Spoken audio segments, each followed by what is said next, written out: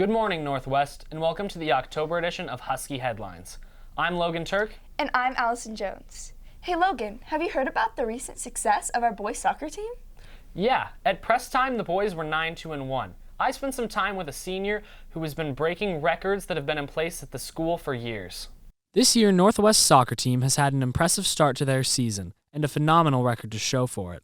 According to head coach Brian Pollock, this success has been in the making for quite some time. Started with our success late last season, making it to state. We want to play in the final game, and the boys have worked all summer with that goal in mind, and our success so far to start the season is with that in mind. I think this year we've really come together and bonded well as a team compared to last year's in COVID and social distancing. I think we've just come together and made our team chemistry great.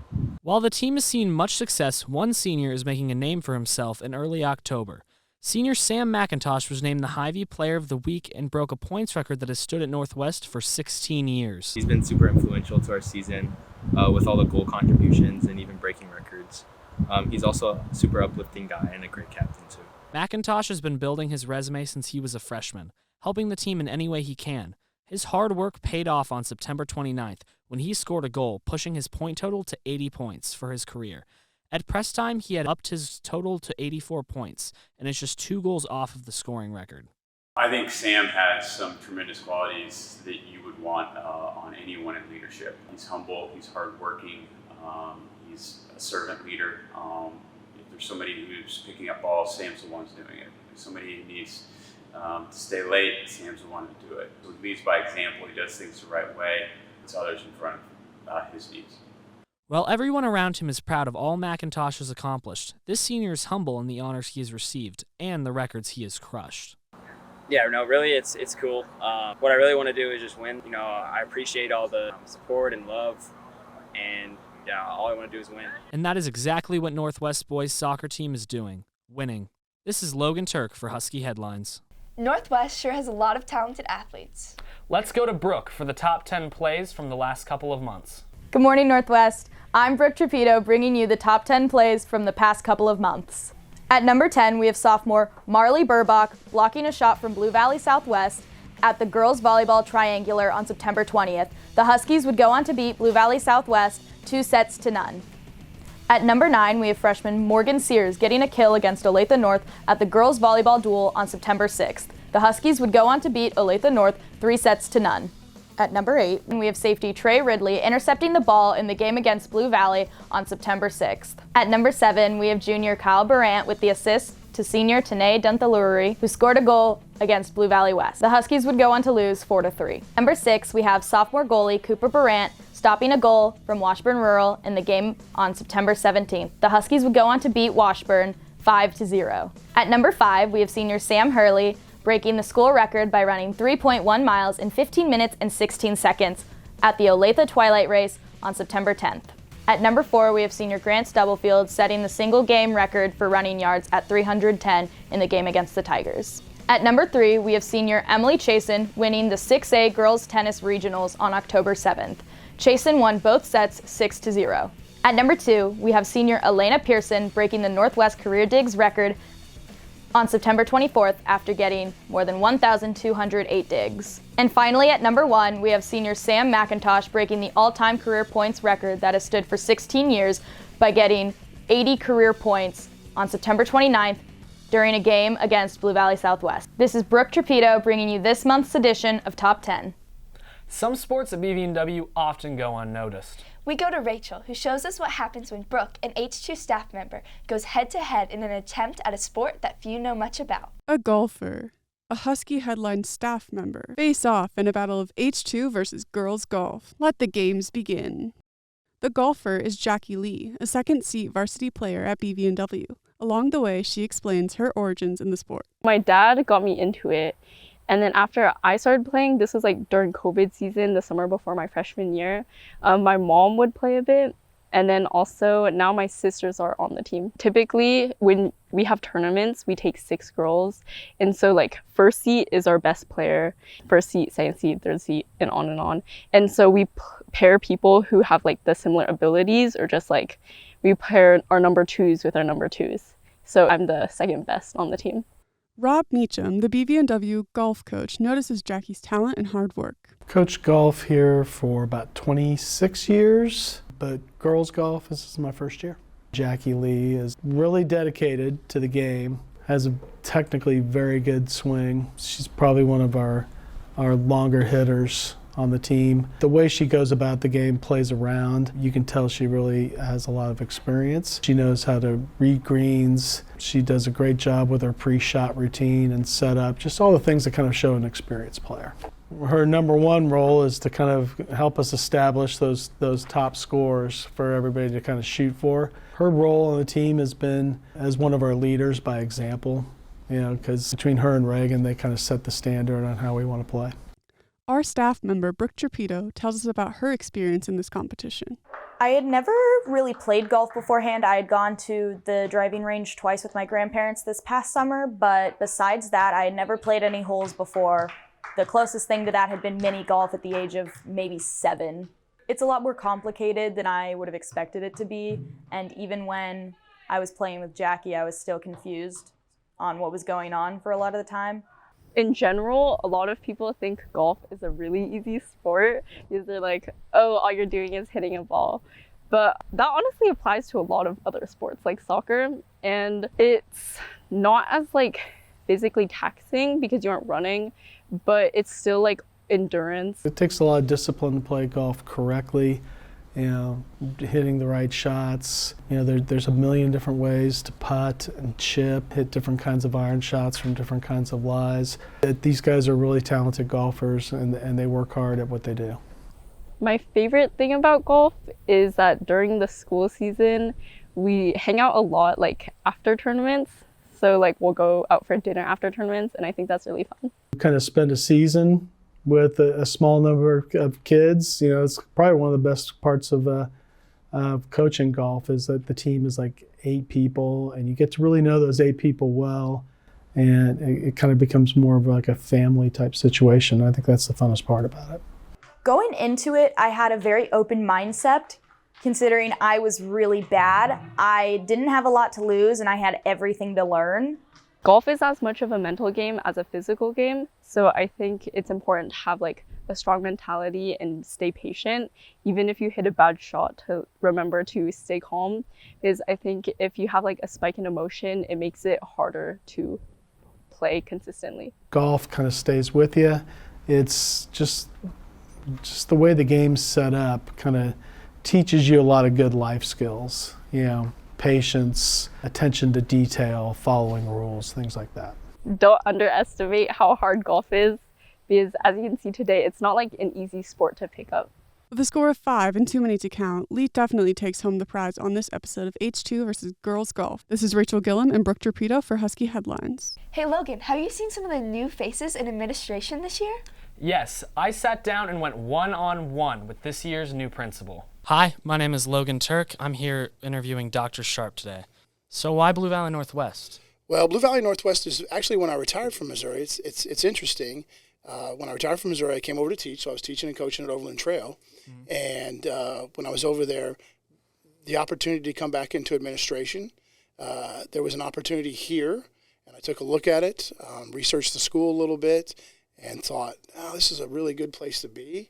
And the position was right, and so I came and applied as the assistant principal for curriculum and instruction. And actually, I don't know if you remember, but I got that position before Dr. Presley had retired, and then she retired a week after that. And so it seemed like a natural transition, given the amount of experience that I had as a building principal, to take that on. Now, I'm really a big fan of curriculum and instruction and instructional pedagogy and working in those ways.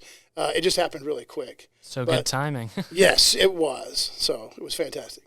Have there been any challenges since you arrived at Northwest? Oh, yes, absolutely. And here's the thing, even being an experienced administrator like that, the biggest thing is building new relationships with people, because you're new and it's a new school and a new school district.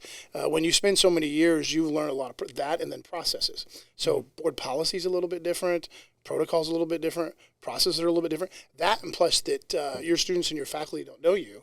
And so then you have to spend a lot of time, and you have to be very intentional about that, to visit with them and hear their voice and see what they're passionate about, as you carry on your new mission for the year. So, but it's been fantastic thus far. Is there anything exciting that Blue Valley Northwest students should look forward to in that new initiative?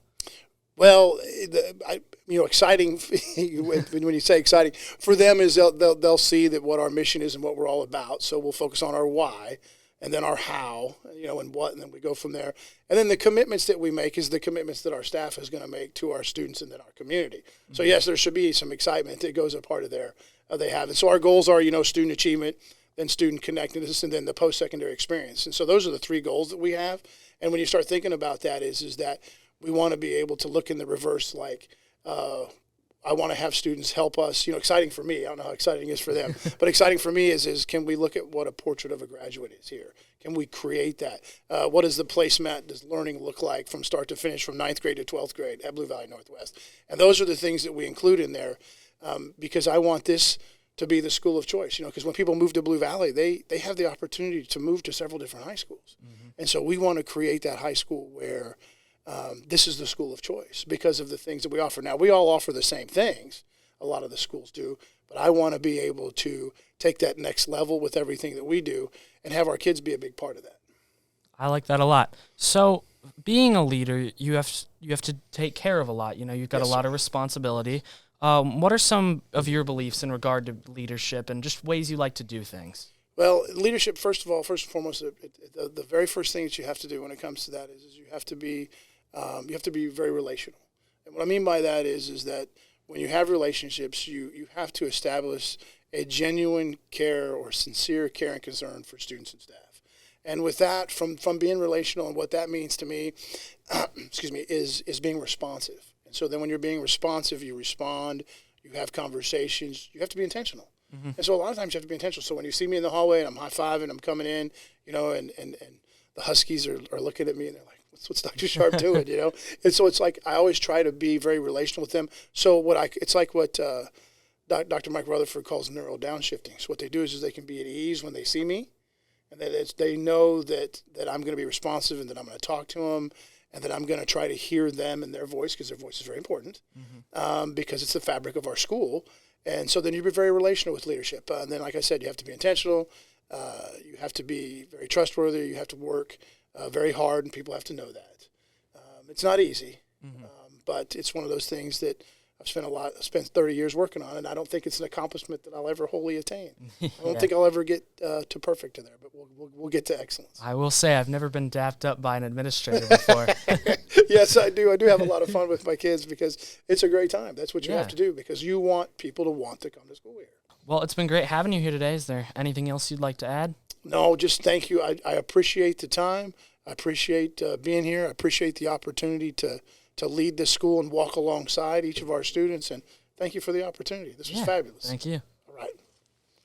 Be sure to catch the full uncut 18-minute interview on youtube.com/Husky Headlines or bvnwnews.com. This is Logan Turk going one-on-one for Husky Headlines.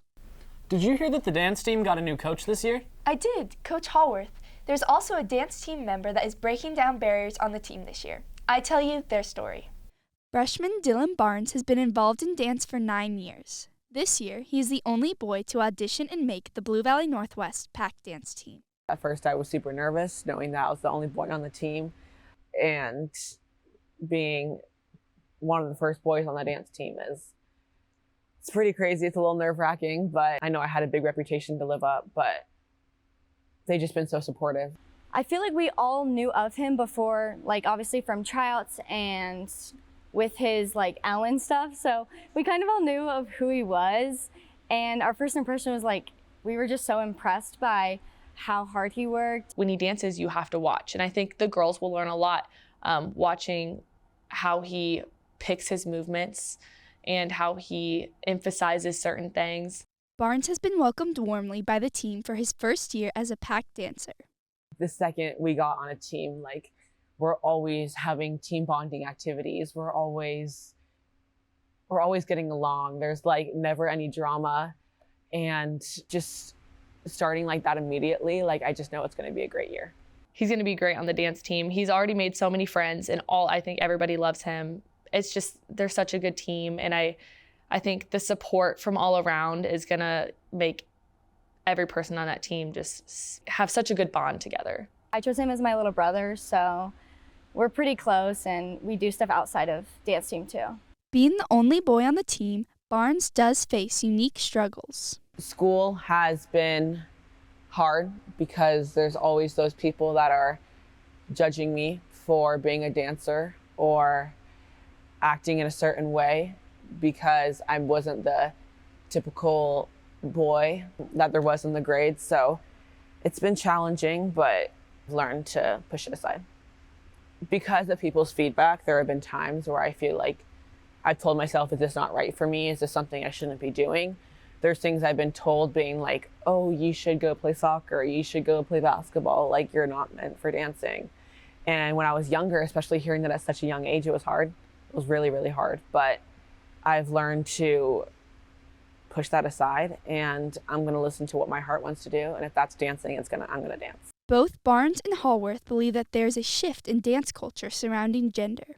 I think dance across the board is a very girl gendered sport, but I think we're seeing a big shift in that way of thinking. I know a few dance teams in the area that have boys on their team now, and I think it's just a culture shift in the school, and it's a culture shift in our society to start breaking down those barriers for dance team, and I think likewise for boys sports to have more girls. I think that gender barrier is starting to go away. I've learned to be a great person outside of dance. I use many of the leadership skills I've taken from dance into my daily life, and it's really helped me come out of my shell. When I was younger, playing soccer, I was a very shy kid until they kind of realized I was meant to dance, and that was the moment I broke out of my shell and found who I truly was. Dance is an important part of Barnes' identity and will continue to allow him to express himself as a member of the Pack dance team. This is Allison Jones for Husky Headlines. Did you know that Northwest is celebrating its 30th anniversary this year? Yes, and Husky Headlines has decided to highlight some of the most unforgettable moments over the first 30 years here at Northwest. As Northwest celebrates its 30th year, Husky Headlines decided to ask the staff who really know BV&W about the most memorable moments over the years and see how well current Huskies know their school. How many logos has BV&W had? I'm gonna guess 4, 2 or 3. 3, right? BV&W has had 3 logos. Our very first logo was the very friendly version of the Husky, the not very warrior-esque for the Husky. It was the very friendly, tongue out, happy to see you dog, which is really where we started, which was fine, but I think it didn't really give the vibe of winning, powerful teams that we wanted. Then of course we went to the Power Husky, which we weren't allowed to have because we used that illegally. So that went, which then led us to a competition, a contest, to the one we have now, which I love because it was student drawn and it's just such a great mascot anyway.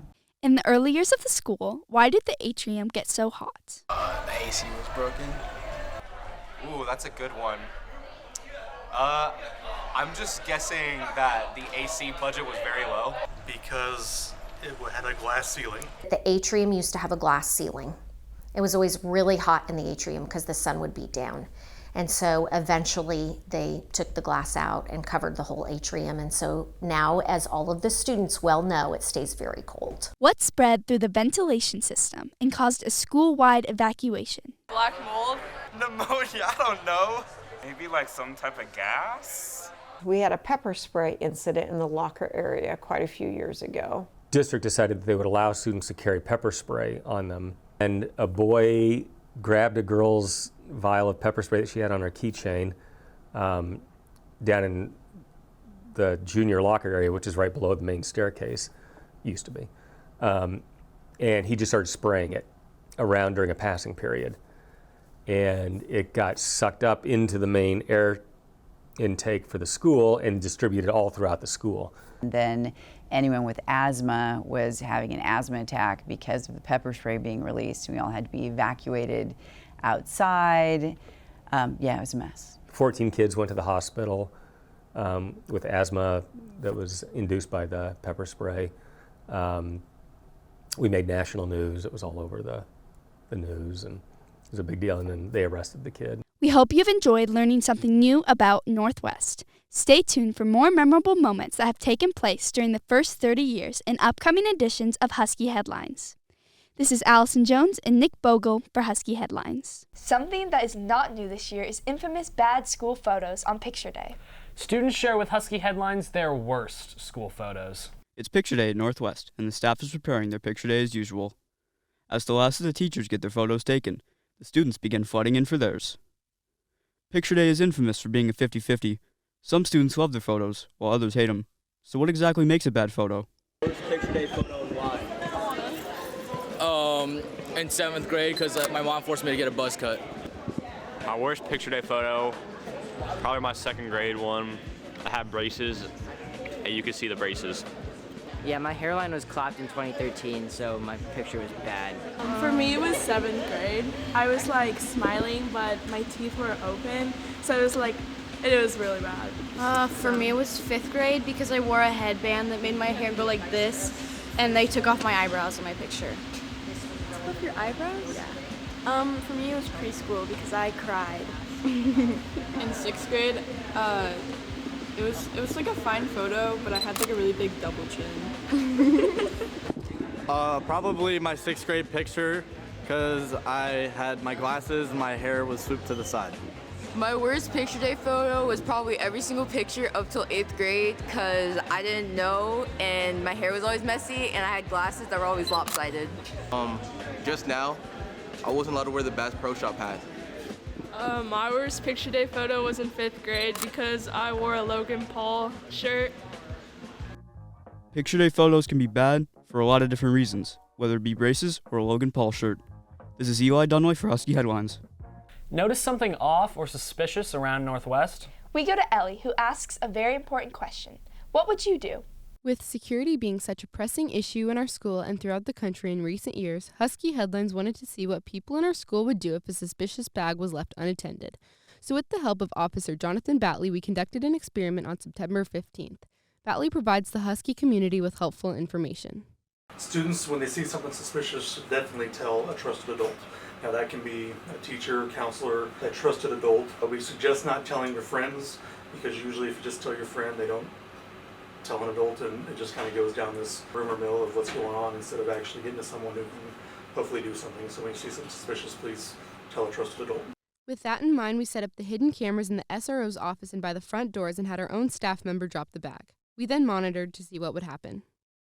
In the hour and 5 minutes the bag sat untouched, over 100 people passed without taking action. In fact, most didn't even seem to notice it was there, despite almost tripping over it.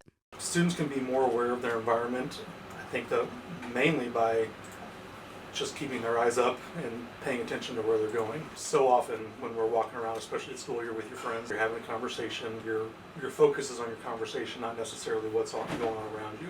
I think students should report a backpack sitting down in like a hallway or an open area, mainly because of the potential that it could be a threat. Of course, 99% of the time when we check on things, it turns out to not be something. But the one time that it is something, then that becomes a big issue. And so we would rather check on something a million times and it be nothing than for the one time it actually is something to actually hurt someone. Although no staff were notified of a suspicious backpack, there were a couple people who took notice, which is an important first step in keeping our school safe. In the end, it was our very own principal, Dr. David Sharp, who picked up the backpack. That day was similar to like most days when a lunch shift adjourned. And like most days, many things and items school-related are left behind in the cafeteria. And I distinctly remember that because we pick up water bottles, lunch boxes, cell phones, and backpacks. And so that day when we got done, we adjourned, I turned around and there it was, which is very common. Yes, it's a school. There's thousands of backpacks here, but paying attention to where a backpack is supposed to be is one of the things that we would like people to kind of be aware of. And so, of course, backpacks are in the classroom, they're in lockers, people are carrying them around, but a backpack simply sitting in the middle of a hallway or in the middle of the commons seems out of place. And even if it's not a security threat, like there's not a bomb or a chemical or something in it, it's the potential for other crimes, like someone could steal it. And then we're dealing with trying to find out who stole a backpack. I think basically just something that seems as obvious as a backpack in a strange place in the moment doesn't catch people's attention. There's also a new app that the district has kind of not rolled out, but they've adopted. It's called the P3 app. We have some signs put up around school, and it's just a QR code that they can scan, and it goes directly to the Kansas City Crime Stoppers.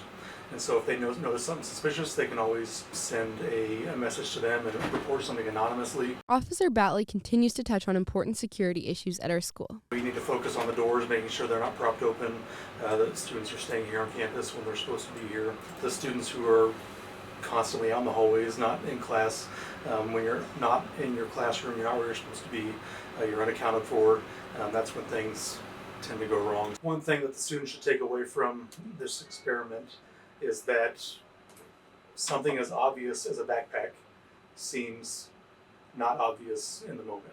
With the common goal of keeping our schools safe, what would you do next time? This has been Ellie Votipka and Rachel Gillum for Husky Headlines. That's it for the October edition of Husky Headlines. Have a great day, Northwest.